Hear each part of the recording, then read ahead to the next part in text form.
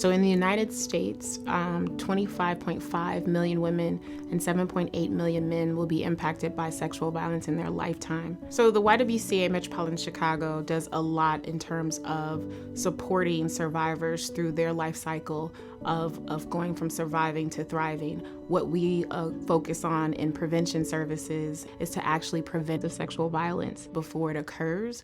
And when we bully someone, are we trying to help them or hurt them?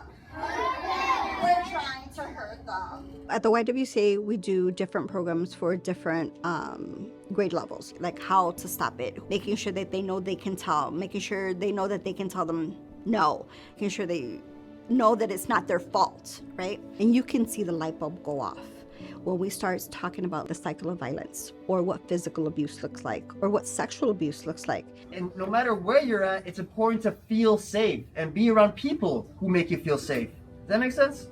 Currently, the main focus of my work is engaging men and boys in ending sexual violence, inviting men to be allies to people, regardless of gender, regardless of race, regardless of what their identity or lived experience is to be a safe role model, essentially.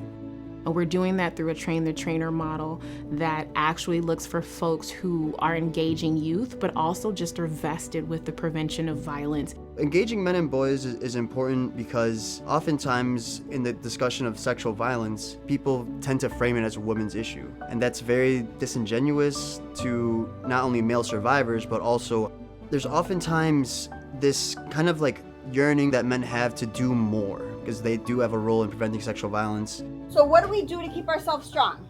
The impact of sexual violence and gender-based violence is to isolate folks. What our prevention services do is connect folks and empower them.